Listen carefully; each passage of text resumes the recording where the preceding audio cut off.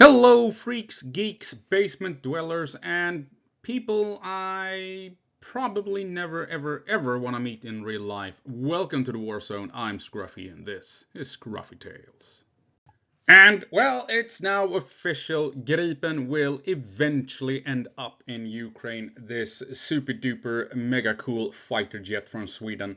It's been a lot of back and forth. Will it happen? Will it not happen? Now it's decided more or less that Ukraine will down the line uh, purchase the latest version of the Gripen, the E, the Echo version, and they intend to acquire something like 100 to 150 of them.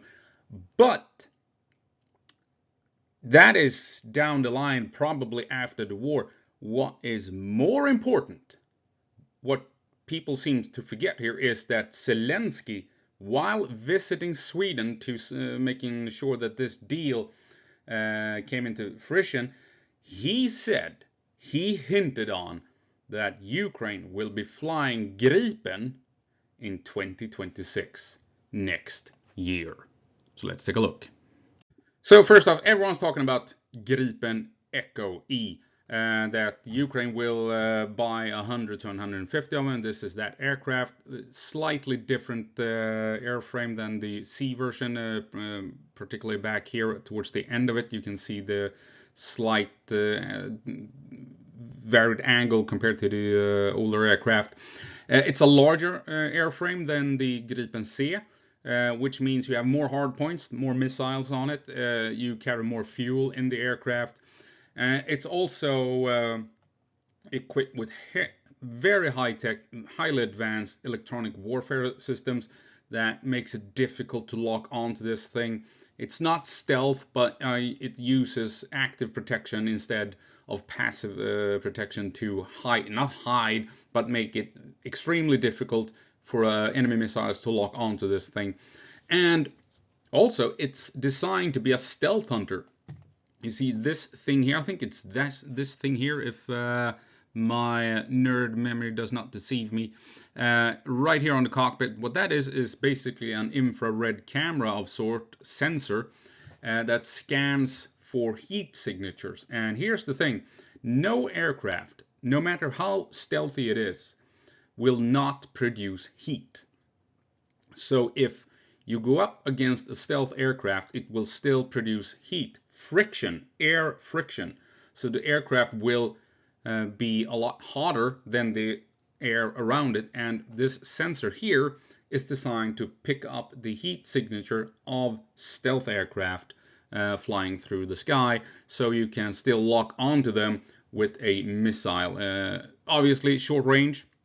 You can't rely on missiles flying, 150 kilometers to engage that stealth target. But I think the range is 40 kilometers or something like that. So you can sneak up onto a stealth aircraft and come up close if you're lucky and you get a lock onto that thing. Because stealth can't hide from ordinary radar and stuff like that. So if you have a high-flying AWACS, he should be able to spot a stealth aircraft if that stealth aircraft is not careful and not using terrain to hide. Anyway, it's a stealth hunter, and it can theoretically sneak up onto a stealth aircraft and engage it in a short distance dogfight. So that is what this thing is built to do. Very capable, very dangerous, and it's by all accounts, by all the aircraft nerds out there, if you look at the YouTube, they are in love with the Gripen Echo. So Ukraine will buy a bunch of these down the line, will more than likely not affect the war at the moment. But, like Zelensky said, there might be things happening in 2026. So taking a look at these screenshots here, take a look. This is what Zelensky said on Gripen fighter purchases from Sweden. Ukraine aims to get and start using Gripen next year, 2026. And the Swedish PM is like, huh? Really? Okay. No, they're more than likely completely on board with this. And if we take a look, we have more confirmation here. Zelensky called the aircraft powerful and versatile, confirming that Ukrainian pilots are already training on them. Both sides aim to finalize the agreement soon, with 2026 set for deployment. Are we talking Gripen Echoes here? I don't think so. I doubt it. Sweden just got its first Echo the other day, and Brazil has 10 or 12 or something. There are not that many Echoes flying around. So if they are going to fly Gripen in 2026, it must mean that they're getting Gripen C, the Gripen Charlie, or Caesar, as we say in Sweden. And this is really interesting because Saab has 14 unbuilt Gripen, or 12 unbuilt Gripen Charlie, and they have 2 unbuilt Gripen Deltas. Delta is a 2-seater training version that can still operate like a fighter jet. And we also have some mothballed lying around not doing much. So I'd say there is a good chance that Ukraine will get 14 next year. So Sweden will build these 14 and Ukraine will get 14 older Charlies that are operating at the moment, and Sweden can replace them with brand new ones that has all the fancy gadgets in them, and Ukraine gets the older aircraft. And then you have some mothballed that you might get back into service, and potentially I'd say 14 to 28 Gripen next year, using the unbuilt airframes to fill the gap when Sweden hands over older Charlies. And then you might put some spit shine on some of the mothballed aircraft, and you can push the number from 14 to maybe 20 or maybe even 28. Would be my guess at the moment. Now, what is the difference here between the Charlie and the Echo? Well, it's a smaller airframe, like we said, but that is not a disadvantage. The Gripen was initially built to defend Swedish territory, so you don't need to power project halfway across the world like you do with American aircraft. They're built to allow the United States to power project all across the globe. Gripen is designed to defend your own territory. So you don't have to build it with larger fuel tanks and what have you. So it's a smaller airframe. And yes, less fuel, you don't have as many hard points, less missiles, but you are a smaller target. And also you can make faster turns in air during dogfights. And this is extremely important. This gives you an advantage in air-to-air combat. Because what you usually do is when you launch a missile at the enemy, what you want to do then is get out of dodge as fast as hell before the enemy locks a missile onto you. So you launch your missile, and when that missile can then guide itself with its own radar onto target, that is when you turn around and leave. And you do that as fast as possible. So turning quickly, being a smaller airframe, helps pilots survive. So an advantage here for Gripen Charlie. And also, if the enemy surprises you and gets that missile lock, again, what you do is turn fast as hell and then try and outrun the incoming missile. You drop chaff so you can hide in that radar shadow that chaff creates, so the missile can't lock on, can't see you, and then you just go fast as hell trying to leave the area, trying to outrun that missile. So again, when the enemy fires a missile at you, you need to turn fast as hell, hit the afterburners, and try and outrun that missile. So again, small airframe, able to turn on a dime. It helps the pilots survive. What the hell? What's a weird sound in the background? I lost track of what I was talking about. So it does have some advantages being small, Gripen Charlie. It was also designed, as we all know, for quick, short takeoffs and landings. Everyone knows this on ordinary woodland highways in the middle of the forest in Sweden. But it was also designed for quick turnarounds. So in order to prepare it, refuel and rearm and everything for air-to-air combat, that takes 10 minutes on the ground with a crew of 6. Compare that to an F-16 that needs 20-30 minutes for the same job, and you need 20-30 guys to make it happen. As you can see, there's quite an advantage here for the Gripen Charlie and the Gripen Echo that's designed in the same manner over other Western aircraft.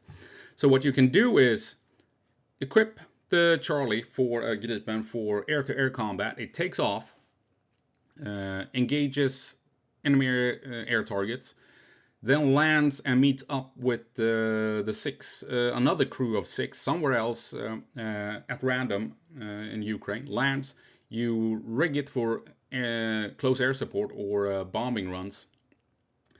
20 minutes to load those bombs onto the aircraft. Take off, engage Russian targets on the ground, land at another position, another random position, meet up with another crew, and you might load up, I don't think they're going to get the RBS-15, but potentially you can load them up with air-to-ship missiles, and then you take off after 20 minutes, fly out into the Black Sea, engage Russian warships, turn back and land, and then 10 minutes, rig it up for air-to-air combat, go back into the air and engage Russian fighter jets, right? So this is essentially a guerrilla fighter in the sky. It was designed to fight guerrilla warfare in Sweden in the exact type of wartime situation we're seeing in Ukraine. So it's built specifically for the type of warfare we're seeing in Ukraine at the moment. Being able to use makeshift runways on highways and country roads, quick turnarounds, attacking targets in the air, attacking targets on the ground, attacking targets at sea. All of these 3 missions within the space of an hour with a single aircraft. Just going up, firing missiles, go down, reload, go up, drop bombs, go down, rearm, go up, fire missiles, and then go back down again, right? A very versatile aircraft, and exactly what Ukraine needs. This thing that really makes Gripen important for Ukraine, though, is the possibility of them launching Meteor missiles. We don't know if they're going to get them. This is a huge caveat. We have no idea if they're going to get Meteors, but they certainly might get Meteor missiles if they get to fly Gripen Charlies in 2026. And this is exactly what Ukraine needs. This is the most advanced air-to-air missile on the planet, if not in the top 2. It's either the most advanced or the second most advanced air-to-air missile on the market at the moment. And a big thing is that usually missiles burn their fuel in a few short seconds and then glide towards the target. And like I said, you try to outrun it, and it has already spent its fuel and it's trying to catch up. The Meteor missile burns fuel all the way to the point of contact. Since it has, I think it's an onboard jet engine, isn't it? Or something like that. I'm not a aviation nerd. So it keeps going at top speed until it connects with the target. And that makes it extremely dangerous. You have basically no time to react to this at all. And once a Meteor has a lock, you basically can't escape it. It will connect and it will bring you down. And it has incredible range, greater range than most missiles that the Ukrainians currently use. And that will allow Ukraine, if they get Meteors for Charlies, to hunt down Russian attack jets that are dropping these glide bombs that are so devastating to the front line. So if you have the Saab, and this actually is linked with the Saab link. So Ukraine has these 2 Saab AWACS that they received earlier this year. They've already used them to gun down Russian aircraft with F-16s. But Gripen and the Saab AWACS, they are purpose-built to operate together. Both are built by Saab, so they go hand in hand, like a hand in a glove. And this means that the AWACS can see the Russian bombers at incredible distance, basically when they're taken off from their airfields, and then you can move in with the Gripens low so they're not detected by Russian radar. And then you can go up, launch the meteors at height to get maximum range, because there's less friction the higher up you go, so you gain speed and you gain range because of that. And also, normal physics, if you toss something high in the air, it's going to go further than tossing it low, right? So you gain range that way, and then the AWACS can help the meteor guide itself towards the target, and then it can lock on its own, and then that bomber is dead. So this is a way for Ukraine to potentially engage the threat of these Russian glide bombs using Gripen, armed with meteors, and with the Saab AWACS, you can begin hunting Russian attack craft that are dropping these glide bombs. So if Ukraine can get their hands on 14 to, let's say 12 to 28 Gripen Charlies in 2026, that would be massive, and hopefully with meteors they can begin going after Russian strike attack aircraft sometime during 2026 and reduce the amount of glide bombs flying in towards the front line. And if Ukraine gets these, just the rumor of it will have an effect on the Russian aviation. The Russians, they know this, of course, as well. They're not stupid. They know this is coming down the pipeline. So they're going to have to adjust, even now, the tactics for their bombers, how to operate, which corridors are safe, which are not, and stuff like that. It's going to already have an effect on the Russian Air Force. Just this news that you might have Gripen that maybe are equipped with meteors in 2026. Really exciting stuff. And on top of that, we already know that Sweden has already built up a stockpile of spare parts for Ukraine should they start flying Gripen. Sweden has already begun stockpiling spare parts for Gripen. They did this earlier this year. Provided the funds for it and started stockpiling the spare parts. So everything is set for Ukraine to fly Gripen. They have been training pilots since 2023 when they started testing these things. And like we saw Zelensky there, he said that pilots are trained and ready to fly them. So everything, all the puzzle pieces are there. Everything is in order. Everything is set up for Ukraine starting to fly these things. And I've been, skeptical. Very skeptical, difficult word for some reason, about this whole thing for quite some time.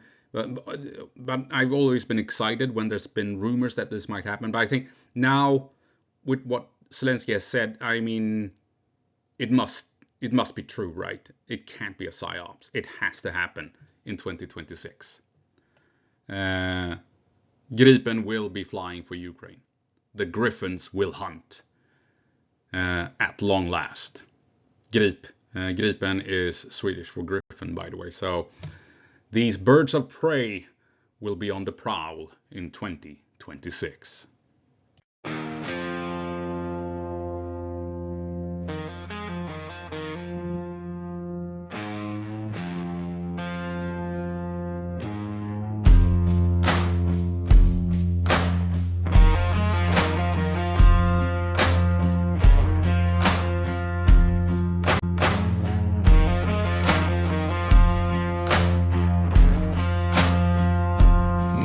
Från forntiden, släpp lös rede. Låt valkyriorna rida igen. Låt jakten börja, låt himlarna brinna. Låt molnen blöda i vår ilska och hat. Låt griparna flyga, flyger den. Hör valkyriorna sjunga, hör en härjarna ryta. Med klå och näbb låt dessa krigsdjur jaga. Låt dessa majestätiska varelser förfrossa. vingar täckta av blod, klor som sliter i kött, näbbar som skriker av vrede. Hör dem ropa över de brinnande himlarna, hör valkyriorna sjunga över blödande mål. Se Gripen jaga, hör Gripen skrika, se Gripen jaga.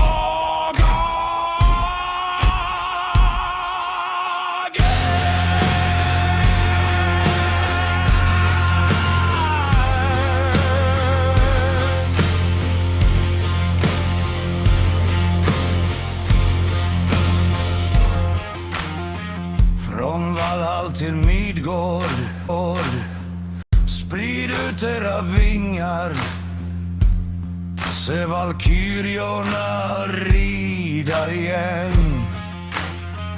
Låt jakten börja, låt himlarna brinna, låt molnen blöda hos ilska och hat. Se griparna flyga, se dem fria. Hör valkyriorna sjunga, hör einherjarna ryta. Med klonäbb låt dessa krigsdjur jaga. Låt dessa majestätiska varelser frossa. Vingar täckta av blod, klor som slipat, näbbar som skriker av vrede.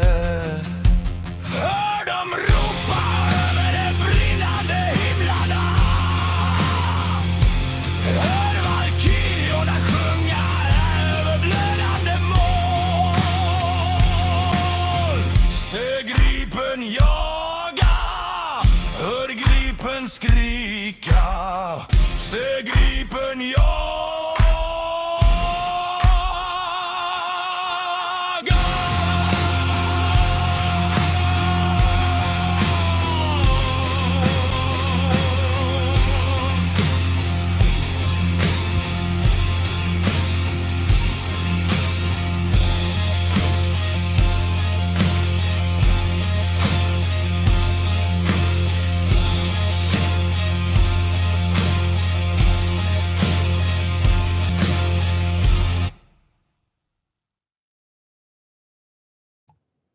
And with that, gå på marsch Ukraine and give them hell.